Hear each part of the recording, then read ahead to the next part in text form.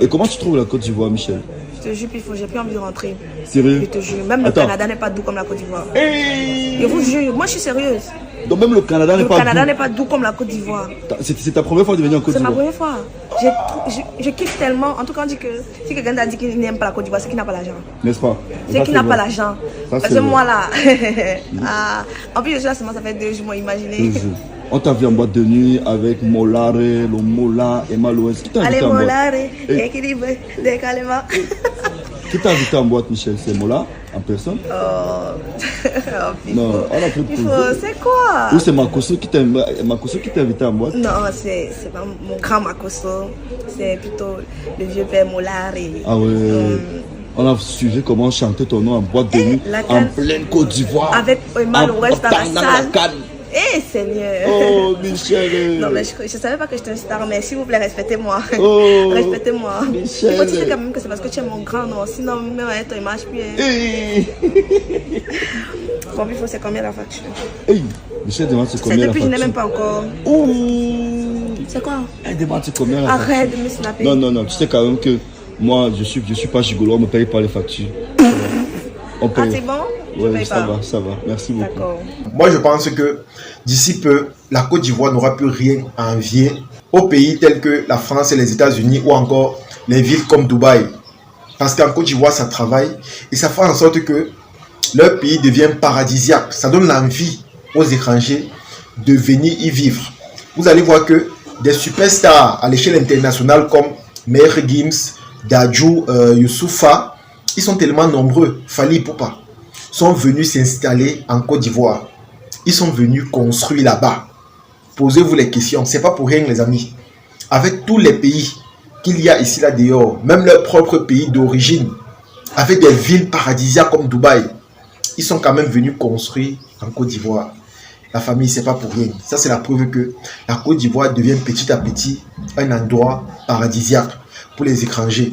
Et moi, tout ce que je peux dire, c'est que si aujourd'hui, la Côte d'Ivoire pousse beaucoup de personnes à venir s'installer, c'est parce que chez eux, ça travaille et ça améliore considérablement leur niveau de vie. Ça améliore beaucoup leur niveau de vie. Vous allez voir que en Côte d'Ivoire, tout le temps, il y a des réalisations, il y a des projets, il y a des routes, il y a des ponts. Moi, j'ai vu certaines personnes dire que c'est vrai, chaque jour, on construit le pays, mais on a faim. Ce que vous ne savez pas, c'est que lorsque la route suit, le développement suit. Peut-être que vous ne le savez pas. Lorsqu'on construit des routes et on fait des ponts, c'est le développement qui s'opère également. Parce qu'avec tout ça, ça attire des étrangers, ça attire les investisseurs. Moi, je vois parfois les Ivoiriens dire qu'ils ne veulent plus que les étrangers viennent chez eux. Vous faites une grave erreur. Je le dis pourquoi? Parce que quand ça attire les étrangers, ils viennent investir chez vous. Et c'est comme ça qu'à travers leur investissement, ça crée également des emplois dans votre pays. Et ça emploie qui? Les Ivoiriens. Vous voyez en gros que vous êtes les bénéficiaires. D'arrêter parfois de dire qu'il ne faut pas que les étrangers viennent chez vous, c'est monté, c'est descendu. Non. Lorsqu'un investisseur veut venir mettre son argent dans un pays, il essaie d'abord de voir le niveau de développement de ce pays-là. Et lorsqu'on parle de développement, il voit d'abord les infrastructures. Il voit les infrastructures. Est-ce qu'il y a les routes? Est-ce qu'il y a les ponts? Est-ce que c'est comme ceci? Est-ce que c'est comme cela? Voilà autant de choses. C'est la raison pour laquelle on pousse les pays voisins à copier la Côte d'Ivoire, c'est-à-dire à prendre exemple sur eux, dans le sens où ils doivent travailler, ils doivent développer leur pays, ils doivent construire des routes. C'est très important, les amis. C'est très important. Moi, je prends un exemple ici au Cameroun. De plus en plus, les voitures ne cessent d'augmenter. Mais il n'y a pas assez de routes. Ça crée des embouteillages, ça crée des accidents. Vous voyez un peu. Mais si par contre, il y avait assez de routes, ce qui est sûr, ça devait être mieux. Ce qui est sûr, les amis, ça devait être mieux. Donc, c'est la raison pour laquelle vous allez voir tout le temps, je vous dis, si on copie la Côte d'Ivoire pour leur développement, ce serait également une bonne chose. Ici au Cameroun, par exemple, je n'ai pas encore entendu qu'une superstar congolaise est venue s'installer et construire, jamais. Mais en Côte d'Ivoire, quand vous comptez le nombre, vous allez voir qu'ils sont tellement nombreux. Il y a les Philippe Simo là-bas, il y a les Maître Gims, il y a les Dadju, il y a les Youssoufa, il y a les Fally Ipupa. Les amis, ils sont tellement nombreux. Et avec le développement que moi je vois là-bas, d'ici peu, comme j'ai dit, on n'aura plus rien à envier. C'est-à-dire les Ivoiriens n'auront plus rien à envier aux pays comme les États-Unis ou encore les villes comme Dubaï. C'est vrai, dans chaque pays, il y a la pauvreté. Dans chaque pays, il y a les bidonvilles. Mais sachez que le processus de développement d'un pays se fait petit à petit. Ne pensez pas que la Côte d'Ivoire va se construire du jour au lendemain. Non. C'est petit à petit, petit à petit. Aujourd'hui, on construit les routes. Aujourd'hui, on apporte le micro. Aujourd'hui, on construit les ponts. Dès qu'on finit avec ça, demain, on va entamer un autre processus qui ne vous dit pas que peut-être on va subventionner beaucoup de projets en ce qui concerne la jeunesse. Qui ne vous dit pas ça.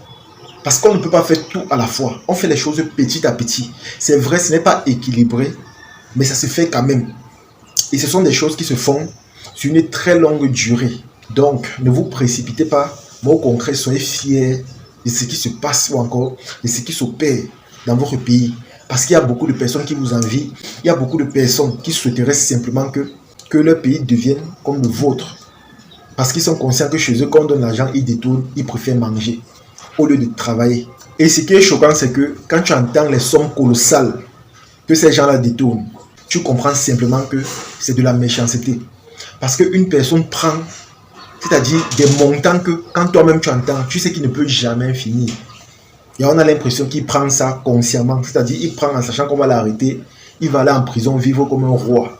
C'est peut-être ça qui donne l'opportunité à certaines personnes de détonner. C'est-à-dire, tu prends une grosse somme d'argent, on t'arrête, tu pars en prison, tu vis bien, on ne te dérange pas, tu puges ta peine. Lorsque tu veux des femmes, on te les apporte. Lorsque tu veux manger, on te prépare. C'est comme ça en fait. Et c'est ça notre réel problème.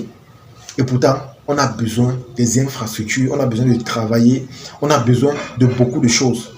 Et c'est vraiment dommage. C'est la raison pour laquelle moi j'aime beaucoup la Côte d'Ivoire, parce que chaque jour, les amis, vous allez voir des nouveaux projets. Vous allez voir des nouvelles réalisations. Vous allez voir des nouvelles choses. Et c'est ça. Ça fait tellement plaisir. C'est la raison pour laquelle tout le monde veut aller s'installer là-bas. C'est la raison pour laquelle la plupart des stars veulent aller là-bas construire pour leur retraite. C'est pas pour rien. C'est pas pour rien. En Côte d'Ivoire, les taxes ne sont pas élevées.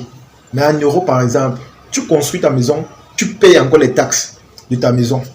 Et c'est tellement coûteux. Et tu payes ça en fonction de la valeur de ta maison. Mais en Côte d'Ivoire, tu vas aller construire, tu vis chez toi, tu n'as pas de problème. Et tu as la chance d'être dans un climat agréable et favorable, où tu te sens à l'aise, où on ne te juge pas, où tu es en paix, où tu manges comme tu veux, où tu marches comme tu veux, où tu manges ce que tu veux, où tu as la quiétude. C'est la raison pour laquelle, honnêtement, comme ce blogueur a dit, bientôt la Côte d'Ivoire sera un pays paradisiaque. Vous n'aurez plus l'envie d'aller à Dubaï. Vous n'aurez plus l'envie d'aller faire des vacances là-bas. Vous n'aurez plus l'envie même, pour les hommes qui ont de l'argent, vous n'aurez plus cette envie d'aller investir à Dubaï. Donc ce qu'il a dit, il y a tellement de vérité, tellement de réalité, il y a tellement de points importants. Parce qu'il a tout dit, selon moi, il a tout dit. Il a été très véridique dans ça. Mais quand vous allez lire les commentaires, certaines personnes vont le traiter de n'importe quoi parce qu'il est en train de dire une vérité sur ce pays-là. Et aussi, j'ai remarqué que l'hospitalité des Ivoiriens pousse les étrangers à vouloir rester sur leur territoire. Ça, c'est un constat que j'ai fait. Tellement ils sont accueillants et hospitaliers que les gens sont tellement heureux au point où ils veulent rester là-bas. Ne changez jamais votre hospitalité. Parce que quand vous voyez aussi des étrangers parler de la sorte, ça signifie qu'ils ont été très bien accueillis, très bien reçus. Ils ont été à l'aise. C'est la raison pour laquelle ils font des témoignages pareils. Et comme je vous ai dit, ne changez jamais cela. Parce que déjà de un, c'est un patrimoine pour vous. Et c'est ça qui fait également votre particularité. Quand on essaie de vous vanter à l'échelle internationale, on se base beaucoup plus de ça parce que on sait que c'est comme ça que vous êtes de nature. Donc ne changez jamais. Parce que je vois parfois les gens en commentaire dire que c'est notre hospitalité qui fait en sorte que les étrangers veulent venir chez nous et rester. Non, ne changez pas ça. Au contraire, c'est une très belle qualité. Et je pense que c'est une qualité que si ça devient contagieux, ça sera un réel changement pour les mentalités africaines. Vous allez voir, si aujourd'hui les Marocains aiment beaucoup les Ivoiriens et les étrangers, c'est à cause de vous. Parce que quand vous partez au Maroc, tu entends seulement hospitalité, Aquaba. Parce que vous avez enseigné quelque chose, que quand ils sont partis chez eux, ils ont aussi pris ça et ils ont mis en évidence. Donc, ne vous reprochez jamais de votre comportement ou encore de votre mentalité. Au contraire, voyez ça plutôt comme étant quelque chose que vous avez fait avec bon cœur et que beaucoup de gens, au fur et à mesure et à la longue, copient. Donc, voyez ça comme ça. En tout cas, les amis, c'est ici que se termine la vidéo. J'espère que vous avez aimé. J'espère que vous avez apprécié. Comme ce blogueur camerounais a dit, bientôt on aura pu envier dans les villes comme Dubaï. Parce que la Côte d'Ivoire devient petit à petit comme ces villes-là. C'est-à-dire paradisiaque, accueillante, belle, savoureuse et merveilleuse également. Donc, comme il a dit, venez en Côte d'Ivoire, visitez, dépensez aussi là-bas. Et je pense que vous n'allez pas regretter parce que c'est une ville qui a tout à offrir aux étrangers. L'amour, l'hospitalité, l'accueil, la nourriture, les plaisirs, les opportunités, bref, ça a tout. En tout cas, partagez cette vidéo au maximum et on se dit à la prochaine. Ciao.